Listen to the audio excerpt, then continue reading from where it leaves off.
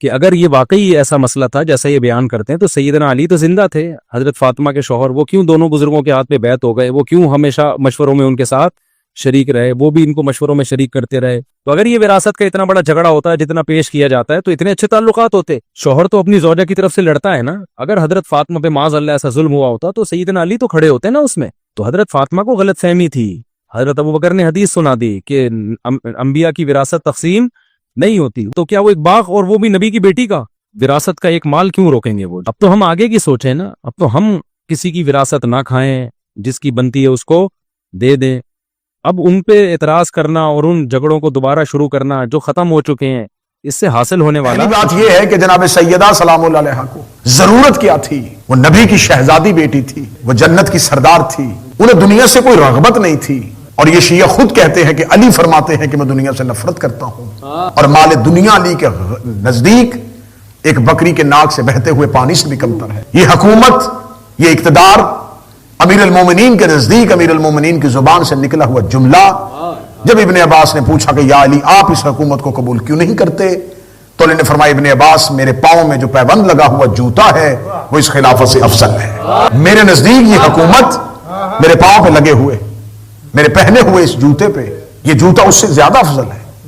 میں اس حکومت کو کیا سمجھوں؟ جب یہ حکومت علی کے دروازے پہ آئی تو امیر المومنین کے جملے آج بھی ہیں، اٹھاؤ اپنی زخمی اونٹنی کو، تمہاری یہ حکومت میرے نزدیک بکری کے ناک سے بہتے ہوئے پانی سے بھی کمتر ہے۔ تو جب آل محمد کو، اہل بیت علیہ السلام کو دنیا کے مال سے، حکومت سے، اقتدار سے کوئی خواہش کو رغبت ہی نہیں تھی، تو کیسے ہو سکتا ہے کہ دنیاوی مال کے لیے سیدہ جائیں، اس کے انکار پر سیدہ ناراض ہو جائیں؟ دنیا ہی کا تو مال تھا۔ یہ پہلا سوال ہے جو اٹھے گا۔ سوال ہم قبول کرتے ہیں اور جواب نشر کرنے لگے۔ شہزادی کو، سیدہ کو مال دنیا سے کیا غرض؟ آپ ہمیں یہ بتائیں کہ اللہ نے رسول کو قرآن میں یہ بشارت دی تھی، میرا حبیب ہم نے تجھے خدیجہ کا مال دے کے غنی کیا ہے۔ اب ہمیں بتائیں کہ رسول اللہ کو خدیجہ کے مال کی ضرورت کیا تھی؟ رسالت مال کو کیا ضرورت تھی؟ جناب خدیجہ کا مال لیں اور اللہ قرآن میں اسے بطور احسان بتائے، ہم نے تمہیں غنی کیا ہے، ہم نے تمہیں مال خدیجہ عطا کیا، اور خود رسالت مال یہ اقرار کرے کہ میرے اسلام کے اندر جہاں نصرت ابو طالب ہے وہاں سب سے زیادہ اسلام کے پھیلنے کی وجہ مال خدیجہ ہے۔ محمد رسول اللہ کو ضرورت تھی تو مال خدیجہ سامنے آ گیا۔ اب علی ولی اللہ کو بھی ضرورت ہے کہ دنیا کے مال کے ساتھ دنیا کے مال کے حریص لوگوں کے منہ بند کیے جائیں۔ اب یہاں مال فاطمہ کی ضرورت تھی۔ اگر اللہ خدیجہ کے مال کی وجہ سے اسلام کا سر بلند کر سکتا ہے تو یہاں جناب زہرا کو اپنی ذات کے لیے مال نہیں چاہیے، یہاں پر جناب سیدہ کو یہ جو مطالبہ ہے یہ نصرت ولایت علی کے لیے ہے۔ میرے گھر میں بھوک بھی ہو تو میرے لیے یہ باعث ننگو آر ہے کہ میں ممبر پہ آ کے قوم کے آگے درخواست کروں کہ مجھے کچھ پیسوں کی ضرورت ہے، لیکن ادھر سے مجھے عمران کہے کہ اعلان کر دیجئے گا امام بارگاہ کو کچھ فنڈ کی ضرورت ہے، تو اب میں شرم محسوس نہیں کروں گا، کیونکہ اب یہ سوال ذات کا نہیں ہے۔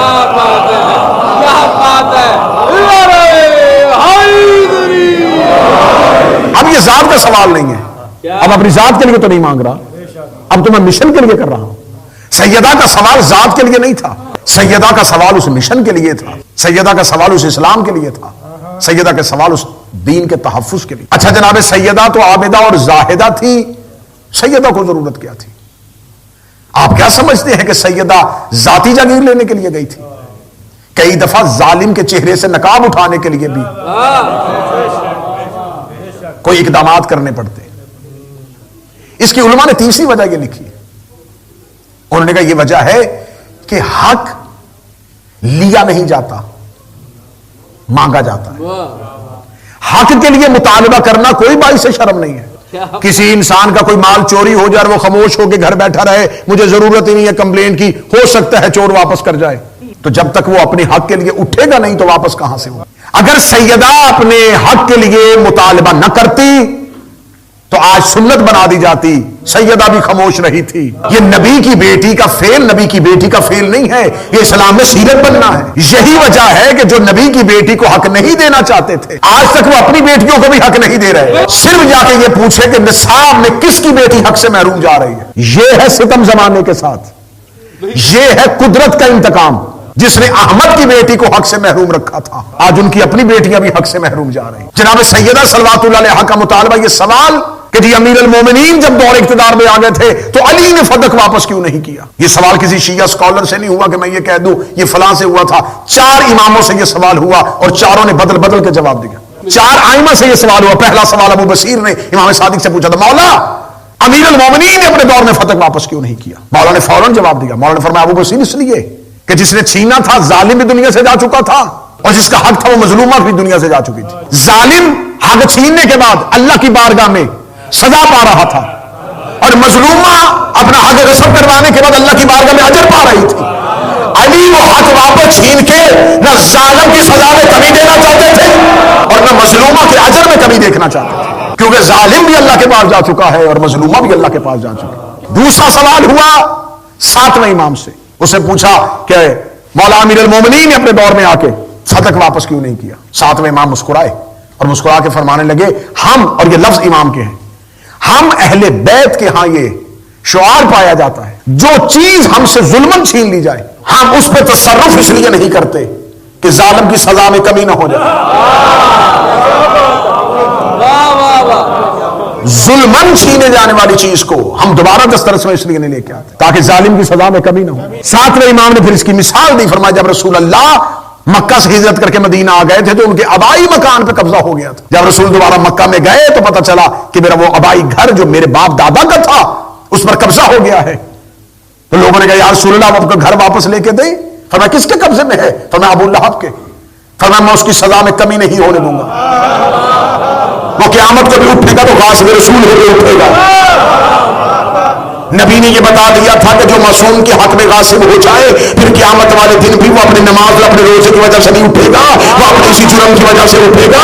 یہی وجہ ہے کہ سیدہ کا مال کھایا گیا علی نے دوبارہ اس لیے واپس نہیں لیا کہ جب قیامت والے دن اٹھے تو اپنے کسی اور اسٹیٹس کے ساتھ نہ اٹھے، غاصب سہرا کے نام کے ساتھ اٹھے. پھر سوال ہوا میرے 8ویں شہنشاہ سے. پھر محفل میں سوال ہوا. یہ جتنے جواب میں دے رہا ہوں یہ ائمہ کے دیے ہوئے جواب. مولا امیر المومنین نے اپنے دور میں فتح واپس کیوں نہیں لیا؟ تو 8ویں امام نے جس کا جواب دیا. اور کتنا بہترین جواب ہے. امام فرماتے ہیں کہ ہم اللہ کی طرف سے تمہارے اوپر ولی ہیں اور ہمارا اللہ ولی ہے.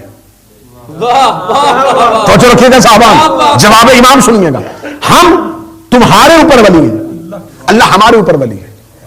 ہماری ولایت یہ حق رکھتی ہے اور یہ تقاضا کرتی ہے جب امت سے کچھ چھینا جائے تو ہم تمہارے ولی ہو کر تمہیں تمہارا حق لے کے دیں. اگر تم سے کچھ چھینا جائے گا تم ہم سے شکایت کرو گے، ہمارا ولی ہونے کی حیثیت سے حق بنتا ہے ہم تمہارا حق تمہیں واپس لے کے دیں. اور جب کوئی ہم سے حق چھینے گا پھر ہم خود نہیں لیں گے، پھر اللہ ہمارا حق چھینے گا اور اللہ ہمارا حق ہمیں واپس لے کے دے گا. اس کا مطلب جس نے زہرا سے حق چھینا ہے وہ زہرا کا مجرم نہیں ہے، وہ اللہ کا مجرم ہے. اب وہ مجرم صرف سیدہ کا نہیں ہے، وہ اللہ کا مجرم. پھر 9ویں امام سے سوال ہوا علی نے فتح واپس کیوں نہیں لی؟ فرمایا اس لیے کہ سیدہ جب دربار سے گئی تھی تو سیدہ جاتی ہوئی کہہ گئی تھی. جب بی بی نے آخری جملہ کہا تو وہ کیا جملہ تھا بی بی کا؟ بی بی نے کہا اب میں تم سے اپنی اس حق کے لیے مطالبہ نہیں کروں گی، اب میں تم سے سوال کروں گی اللہ کی عدالت میں. جب فیصلہ سیدہ نے بھیج ہی اللہ کی عدالت میں دیا تھا اور جب امیر المومنین تخت حکومت میں بیٹھے تو پھر اب یہاں تو جناب سیدہ مطالبہ کرتی، جناب سیدہ موجود ہوتی، زندہ ہوتی، علی منبر پر آتے، جناب سیدہ علی سے آ کے کہتی کہ میرا حق مجھے واپس دیا جائے. تو پھر اب امیر المومنین کیونکہ مدعی موجود ہے، جس کا حق چھینا گیا ہے وہ مظلومہ موجود ہے، اب اسے حق لے کے دیا. اب یہاں پر سوال یہ ہے کیونکہ میں نے جوابات بھی دینے اور ان جوابات کے اندر سے نکلنے والے سوالات بھی لوگوں کے سامنے. کیا کہہ کے چھینا گیا تھا؟ یہ کہہ کے چھینا گیا تھا اور جو ایک لاوارث حدیث پڑھی گئی تھی جس پہ ہم نے جہاں کل کی ہے، لاوارث حدیث پڑھی گئی تھی کہ نبی نے فرمایا تھا نحن معاشر الانبیاء، یہ تو ہم انبیاء کا گروہ ہوتا ہے. اچھا سوال نبی کی جاگیر کا تھا، متوجہ رہیے گا. سوال تھا میراث مصطفیٰ پر اور جواب دینے والے نے جو جھوٹی حدیث پیش کی اس میں نبی کا صرف نہیں کہا، نحنو ہم گروہ انبیاء. اب یہ حدیث کیونکہ جلدی میں بنی تھی اور یہاں عقل استعمال نہیں ہوئی. عقل اس لیے استعمال نہیں ہوئی کہ اگر یہ کہہ دیتے نا کہ میں نبی، مجھے اللہ کا حکم ہے، مخصوص تخصیص میرے لیے ہے کہ تم اپنی میراث نہ چھوڑ کے جانا، تو یہاں پھر بھی ڈیبیٹ ہو سکتی تھی. جلدی میں حدیث بنا دی نحنو والی، ہم انبیاء. اس کا مطلب یہ حدیث کس نے کہی؟ ایک لمحے کے لیے مان لو حدیث کہی ہے، کس نے کہی ہے؟ نبی نے. اس کا مطلب نبی نے کیا کہا کہ ہم جتنے بھی نبی ہیں ہم کچھ بھی میراث نہیں چھوڑ کے جاتے. یہ میرا سوال بریڈ فورڈ میں ہے اور پھر پوری دنیا میں جائے گا. مجھے ایک ایسا نبی بتاؤ جس کے جانے کے بعد اس کی میراث امت میں تقسیم ہوئی ہو. آپ مجھے بتائیں کہ حضرت موسیٰ کے جانے کے بعد حضرت موسیٰ کا عصا کسی امتی نے لے لیا تھا؟ تابوت سکینہ امت میں تقسیم ہو گیا تھا. داؤد نبی کے گھوڑے امت نے آپس میں بانٹ لیے تھے.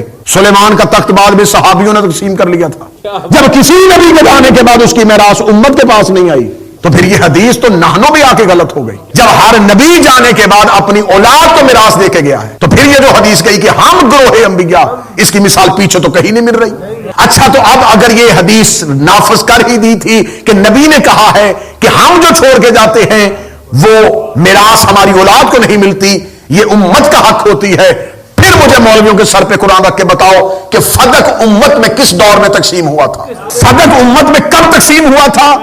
باقاعدہ طور پر دربار خلافت میں آیا ہو کہ دیکھو میں نے نبی کی حدیث پیش کر کے یہ جاگیر لے لی ہے، اب آئے ساری امت ہم اسے تقسیم کریں. پہلے خلیفہ کے دور میں تقسیم نہیں ہوا، دوسرے خلیفہ کے دور میں تقسیم نہیں ہوا، پھر آپ کی خلافت تیسرے نمبر پر گئی. تیسرے نمبر والا خلیفہ جاتا ہوا اپنے داماد کے نام لکھ کے چلا گیا. جب اسے تیسرے نمبر والے نے مروان کو دے دیا، وہ دھتکارا ہوا رسول کا، وہ جسے رسول نے اپنے اس کے باپ سمیت شہر سے نکالا تھا، اس کو لکھ کے جاگیر دے دی، لکھ کے دی، مہر کے ساتھ دی. اس کا مطلب پہلے نے یہ کہہ کے چھینی تھی کہ یہ امت کا حق ہے، تیسرے نے داماد کو دے دی. اب دونوں میں سے ایک ہی بات مانی، یا پہلا غلط تھا یا پھر تیسرے کا فیصلہ غلط ہے. اگر پہلا یہ کہہ کے چھین رہا ہے کہ یہ صرف امت کا ہے تو پھر تیسرا داماد کو کیوں دے رہا ہے؟ اگر اس کے آوارہ داماد کو مل سکتی ہے، اگر اس کے اس بدبخت داماد کو مل سکتی ہے جو دشمن رسول ہے، جس کے لیے اللہ نے جس کے باپ کے لیے باقاعدہ قرآن میں مذمت کی ہے اور خدا نے کہا ہے، جس کے لیے باقاعدہ طور پر خدا نے قرآن میں مذمت کی ہے، اور نبی اس کو شہر سے نکال رہے ہیں، اور نبی یہ کہہ کے جو بھی آئے گا اس کو مزید باہر نکال. اگر اس کو مل سکتی ہے تو پھر نبی کی بیٹی کو کیوں نہیں ملی؟ یہ حق تو پھر جناب سیدہ کا بنتا تھا. پھر تیسرے خلیفہ نے لی اور اس نے اپنے داماد کو دے دی. اب جب تیسرے خلیفہ کے بعد امیر المومنین کی حکومت آئی ہے، اب ذہن میں رکھیے گا یہ بات. اب بار بار سوال یہ ہو رہا تھا نا کہ علی نے کیوں واپس نہیں کیا؟ بھائی تیسرے خلیفہ نے تو اس کے بعد یہ بیت المال میں یا اپنے پاس یا اسٹیٹ کے پاس گورنمنٹ کے خزانے میں رہنے نہیں دیا. اگر تو تیسرے خلیفہ کے بعد یہ ہوتا اسٹیٹ کے قبضے میں، ریاست اس کو چلا رہی ہوتی اور علی اس ریاست کے حکمران بنتے، تو علی کہتے پھر اس فدق سے اب ایک بھی پائی بیت المال میں نہیں آئے گی، کیونکہ یہ سرکاری خزانے میں آ ہی نہیں سکتی. اس لیے جائے گا جناب سیدہ کے اولاد کے پاس جائے گا. اب امیر المومنین جب تخت حکومت میں آئے تو اب یہ سوال بار بار کیے جا رہے ہیں کہ علی نے واپس کیوں نہیں لیا، علی نے واپس کیوں نہیں لیا؟ فدق تھا کس کے پاس؟ تمہارا تیسرا جاتا ہوا اپنے داماد کو نہ دے کے جاتا تو پھر یہ سوال اٹھتا تھا. اب جب تو وہ بائی نیم کسی کے پاس کر گیا تو اب امیر المومنین اگر منبر پہ آ کے بیٹھ کے سب سے پہلے اس سے فدق چھینتے تو پہلا اعتراض علی پہ کیا آتا؟ دیکھا ہم نے کہا نہیں تھا کہ علی اسلام کے لیے خلیفہ نہیں بنے گا، علی ذاتی انتقام لے. اس سے علی فدق کا مطالبہ کرتے جو یہ گھر سے جھنڈا لے کے نکلا ہوا ہے کہ ہم قتل عثمان کا بدلہ علی سے لیں گے. پھر اگلا اعتراض یہ ہوتا ہے کہ نہیں، سوال ہی پیدا نہیں ہوتا، چھوٹا سا تو باغ تھا، چھوٹی سی جاگیر تھی، شیعوں نے اتنا بڑا مسئلہ بنا لیا. پچھلے دنوں میں ایک مولوی کی سن رہا تھا کلپ، وہ کہتا چھوٹا سا باغ تھا، شیعوں نے بہت بڑا مسئلہ بنا لیا. چھوٹا سا باغ تھا، شیعوں نے بہت بڑا مسئلہ بنا دیا. چھوٹا سا باغ تھا، شیعوں نے بڑا مسئلہ بنا دیا. اس نے کہا 11 کھجوریں تھیں، میں خود گیا تھا، میں دیکھ کے آیا ہوں مدینے میں، 11 کھجوریں تھیں، چھوٹا سا باغ تھا، شیعوں نے بڑا مسئلہ بنا دیا. اس مولوی کا جواب بریڈ فورڈ سے جا رہا ہے، یہ سوال نہ کر کے چھوٹا سا باغ تھا، شیعوں نے اتنا بڑا مسئلہ بنا دیا. سوال یہ ہے چھوٹا سا باغ تھا، تیرے بڑے سے خلیفہ نے واپس کیوں نہیں کیا؟ سوال یہ نہیں ہے کہ چھوٹا سا باغ تھا، شیعوں نے بڑا مسئلہ بنا دیا. سوال یہ ہے چھوٹا سا باغ تھا، بڑے سے خلیفہ نے واپس کر دینا. اس نے چھوٹے سے باغ کو اتنا بڑا مسئلہ کیوں بنایا؟ اس چھوٹے سے باغ کے لیے اتنا بڑا مسئلہ بنا دیا. تیسرے خلیفہ نے اپنے داماد کو دیا. پھر اس کے بعد یہ فدق کئی دفعہ. اب یہ دیکھیں خلافت کی جتنی لائن ہے ان میں سے کچھ چھین رہے ہیں اور کچھ واپس دے رہے ہیں. کہ بلا میں ٹھیک ہے، یہ جاگیر چھیننے والے بھی خلفاء ہیں، واپس دینے والے بھی خلفاء. تیسرے خلیفہ نے اپنے داماد کو دیا. پھر اس کے بعد عمر بن عبد العزیز نے اپنے آ کے دور کے عمر بن عبد العزیز نے اپنے دور میں آ کے پھر اہل بیت کو واپس کیا. ہم آپ کے تصرف میں لے رہے ہیں. پھر اس کے بعد پھر اس کو چھین لیا گیا یزید بن عبد الملک بن مروان نے، پھر اس کو چھین لیا. صفا نے اپنے دور میں آ کے پھر واپس کیا. منصور دمانکی نے پھر چھین لیا. مہدی عباسی نے واپس کیا, ہادی عباسی نے پھر چھین لیا. تو یہ جو بار بار چھیننے والے ہیں یہ بھی رضی اللہ ہیں,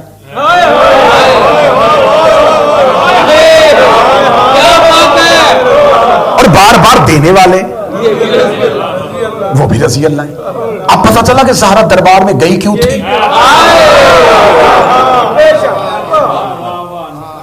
وہ جو چھین رہے ہیں وہ بھی خلیفہ وقت ہیں, ان کی بھی اطاعت ہو رہی ہے, ان کی بھی بیعت ہو رہی ہے, ان کی حکومت کو بھی اسلامی حکومت کہا جا رہا ہے. اور وہ جو واپس کر رہے ہیں وہ بھی یہ دعویٰ کر رہے ہیں کہ ہم بھی مسلمانوں کے خلیفہ ہیں. تو اب ان میں سے کس کا فیل ٹھیک ہے؟ تو یہ ذہن میں رکھنا کہ فدق جگیر نہیں ہے, فدق معیار ہے, فدق اساس دین ہے, فدق شیعت کی پہچان کا نام ہے. ایک لفظ یوز ہوتا ہے تاریخ کی کتابوں میں کہ جب یہ فدق چھینا گیا تو دوسرے نے پہلے سے کہا تھا ہم اس کو چھینیں گے تاکہ ہم فاطمہ کے شیعوں کو مضبوط نہ دیکھ سکیں, علی کے شیعہ نہیں, فاطمہ کے شیعہ, علی کے شیعہ نہیں, فاطمہ کے شیعہ. اگلا جملہ میرے مالک مجھے اس چہرے کی زیارت نہ کروانا جو میرا ہم عقیدہ نہ ہو, جملے پہ نہ بول سکے. یہی وجہ ہے کہ آج تک یہ لفظ کہا تھا نا فاطمہ کے شیعہ, یہ پہچان بنا ہوا ہے. آج بھی کہو نا نبی کے قاتل پہ لعنت سارے ہی کر دیں گے, آج کہو علی کے قاتل پہ لعنت سارے ہی کر دیں گے, آج کہو حسن کے قاتل پہ لعنت سارے ہی کر دیں گے. آج بھی بطول کے قاتل پہ لعنت سوائے شیعوں کا کوئی کر ہی نہیں سکتا. نبی کا شیعہ ہونا کمال نہیں, علی کا شیعہ ہونا بھی کمال نہیں. یہی وجہ ہے کہ حدیث ہے کہ بندہ لا الہ الا اللہ پڑھے اور محمد رسول اللہ نہ پڑھے تو اللہ لا الہ الا اللہ واپس لے لیتا ہے. بندہ محمد رسول اللہ پڑھے اور علی ولی اللہ نہ پڑھے رسول اللہ واپس لے لیتا ہے. بندہ علی ولی اللہ پڑھے اور بطول کے دشمن پہ لعنت نہ کرے, علی ولی اللہ بھی واپس لے لیتا ہے. سیدہ زمانے پہ پہچان ہے, یہ مطالبہ میراث نہیں ہے, یہ مطالبہ اسلام ہے. کفر اور اسلام کے درمیان ایک خلیج, ایک فرق, ایک دروازے کا نام سیدہ ہے. آپ کیا سمجھتے ہیں کہ یہ سیدہ صرف اور صرف کھجوروں کے باغ کے لیے دربار میں گئی ہے؟ نہیں, سیدہ دین الہی کو زندہ کرنے کے لیے گئی.